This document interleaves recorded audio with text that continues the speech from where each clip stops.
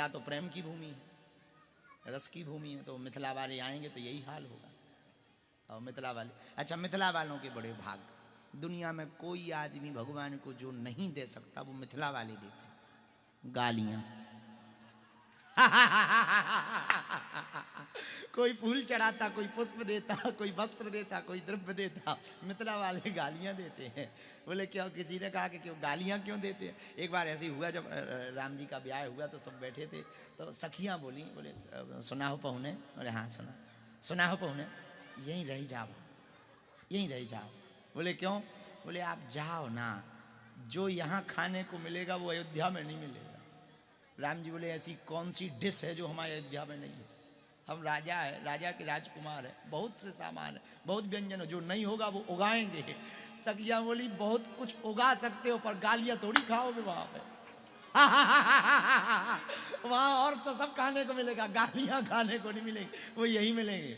इसलिए आप यहीं रही जाओ, यही आनंद लो। और एक बहुत प्रसन्नता की बात है, अभी जब हम वृंदावन गए तो पूज्य मलुकपीठ वाले महाराज जी ने हमारी बात करवाई बक्सर में दूरभाष से। तो मामा जी के यहाँ से आज्ञा आई, पूज्य महाराज जी ने हमको आज्ञा दी कि अगले वर्ष के सीताराम विवाह महोत्सव में आपको कथा कहेंगे। तो हमने भी कहा, चूंकि मामा जी का आश्रम तो सब आकाश वृत्ति वाला है, तो महाराज जी की आज्ञा से हमने भी कहा कि हम टेंट भी अपना लाएंगे, व्यासपीठ भी अपनी लाएंगे, भंडारे का सामान भी अपना लाएंगे और कथा भी अपनी लाएंगे और सुना के चले जाएंगे। क्योंकि मामा जी के प्रति हमारी बहुत निष्ठा है, बहुत निष्ठा है, उनकी हम पे बहुत कृपा है। और उनके खूब पदों को सुनकर बड़ा आनंद आता है, रस भाव को सुनकर, आहा क्या भाव है मामा जी के, उनके भावों को तो सुनकर के द्रवीभूत हो जाते हैं। क्या अद्भुत, जब सरकार से वो लीला चल रही हो, लीला में जब सरकार से वो विनोद करते, क्या अद्भुत विनोद करते हैं। ऐसा कैसे भाव तो भला किसके हो सकते हैं। तो धरी ध्यान सुनो धनुधारी गारी मिथिला की, तो अद्भुत है। मिथिला रस भी बहुत अद्भुत है। अब कभी इस पे भी कथा कही जाए ना, खूब आनंद है, खूब आनंद। एक बार सुनाई है, कभी सुनाई है, जन्म से विवाह तक एक बार सुनाई। अच्छा, मिथिला में जो बक्सर में सीताराम विवाह उत्सव में कथा होती है, उसमें रघुवीर केवल इतनी होती है, जन्म से विवाह तक, विवाह के आगे की कथा नहीं कही जाती मामा जी के वहाँ आश्रम में। तो हमने पूछा क्यों? बोले हम राम जी को केवल पहुना बना करके यहीं रखना चाहते हैं, वापस नहीं भेजना चाहते। ये भाव है, कितना अभूतपूर्व भाव है, कितना अभूत। ऐसे भाव सुनकर के बोले हम जाने नहीं देना चाहते, तो बस ब्याह हो गया, बोले अब यहीं रह जाओ, हो गया खेल, अगले साल फिर यहीं से शुरू होगी कथा, लेकिन आगे से नहीं, फिर से जन्म लो, फिर ब्याह करो और फिर ठहर जाओ। और हर साल यही हो रहा है, न जाने कितने सालों से यही हो रहा। प्रभु का जन्म होता है, विवाह तक कथा होती है, आगे की कथा गाई नहीं जाती, बोले बस इतने में ही आए। ऐसे भाव, ऐसे भावों को पढ़ करके प्रेम उमड़ता है, ऐसे भावों को सुन करके प्रेम उमड़ता है। भगवान से प्रीति बढ़ाने का एकमात्र उपाय है रसिकों का संग करो। किसका संग करो? रसिकों का संग करो। मुँह रहो रसिका भुवि भावुका, रसिक यदि आपके साथ हो जाएंगे ना तो प्रेम बन जाएगा। तो हम आज फिर बात को वहीं कहीं बहुत घुमा नहीं रहे। प्रेम भक्ति करो। कौन सी भक्ति करो? फिर से बोलो जोर से, प्रेम भक्ति करो। और सुनो, पानी ज्यादा हो जाएगा तो मृत्यु हो सकती, भोजन ज्यादा हो जाएगा तो मृत्यु हो सकती है, नींद ज्यादा हो जाएगी तो भी जीवन खराब हो सकता है। पर भक्ति कितनी भी करो, प्रेम कितना भी करो, कभी ये ज्यादा नहीं होता है, कभी ज्यादा नहीं होता। कितना भी प्रेम करो, है? कभी ज्यादा नहीं। प्रेम तो प्रेम है, प्रेम रस। प्रेम में तो बस तत्सुख सुखित्वम, ये सूत्र रखना चाहिए साधकों को। जितने भी रसिक यहाँ बैठे ना, सुनो ध्यान से, तत्सुख सुखित्वम सूत्र रखना। हनुमान जी से भी प्रेम करते ना आप, बागेश्वर धाम के भगत हो? बोलो हो ना?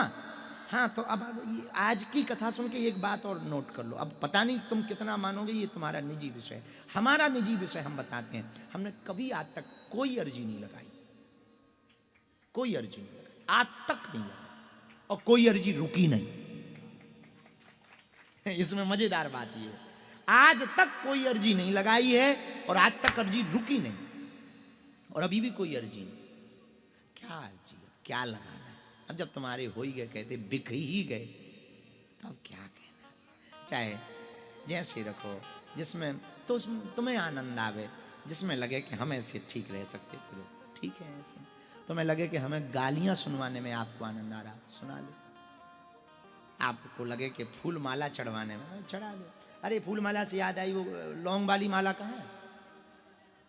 वो भूल गए, कल वाली लौंग की माला कहाँ है? सत्यम मंगाओ फूल माला, लौंग की बहुत अच्छी माला। हमने कहा था हम पहनेंगे आज, घर में कथा है तो कम से कम इतनी इज्जत कर लो भाई। वही कथई व्यास की जब इच्छा है कि माला डाली जाए, नहीं डाल रहे तो कम से कम उसकी कही तो सुनो। बल्कि सिद्धांत तो ये कहता है कि बिना कहे माला डालनी चाहिए, बिना कहे ना, कही तो सुन लो। बस इसी को चेले कहते हैं। यही तो होता है। तो हाँ, आप लोग हनुमान जी को तो मानते ना? कोलकाता वाले सेठ जी कहाँ गए? हाँ सुनो जी, मानते हो हनुमान जी को? बैठो विराजो, सुनो निवेदन। श्रेष्ठ मांग भगवान से यदि मांगनी चाहिए तो क्या मांगा जाए?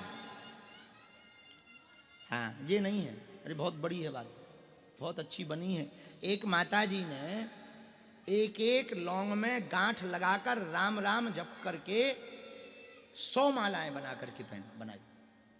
कई महीने लगे। एक लौंग बनाई, लौंग में गांठी लगाई, उसको राम बोला, फिर कसी, ऐसी पूरी माला बनाई और कई महीने तक। दिल्ली वाली थी वो, कल आई थी और उन्होंने हमको कल रात को दी। तो हमें इतनी अच्छी लगी वो माला, इतनी अच्छी लगी कि हमने कहा भी कि ये माला पहन के हम कथा में जाएंगे। फिर जल्दीबाजी में, बुढ़ापे का शरीर है, भूल तो जाते। तो क्या सुना रहे थे हम? नहीं बालाजी, हाँ बालाजी से सेठ जी सुनो, आप तो सेठ हो, अमीर आदमी हो, सुनो। भगवान से मांगने का कोई यदि समय प्राप्त हो आपको, आज तो आप मिलोगे, बालाजी से मिलोगे ना, या हमसे मिलोगे, बालाजी से भी मिलोगे। सुनो, वस्तुएं मांग करके अपनी मांग को खराब मत कर लेना। वस्तुओं की कीमत भगवान की दृष्टि में 2 कौड़ी की है। भगवान से मांगने का मौका मिले तो भगवान को ही मांग लेना, ये श्रेष्ठ मांग। भगवान से मांग श्रेष्ठ कौन सी है? भगवान को ही मांग लेना श्रेष्ठ मांग। तुम हमारे हम कल परसों भोजन कब कर रहे थे महाराज जी? जब हमने कहा था फिर आज बंटवारा हो जाए। कब? परसों हम बद्रीनाथ वाले महाराज जी बैठे थे, तो हमने कहा चलो आज बंटवारा हो जाए। तो ये हमारी तरफ देखने लगे, तो बोले क्या बंटवारा? हमने कहा सब तुम्हारा हो जाए, तुम हमारे हो जाओ। सब तुम्हारा हो जाए, तुम हमारे हो जाए। महाराज जी भी बहुत बड़े वाले हैं। महाराज जी ने भी ऐसा जवाब दिया, बोले ये तो वही वाली बात हो गई कि झोला, वो झोले में सामान तुम्हारा, लेकिन सामान जिस झोले में है वो झोला हमारा।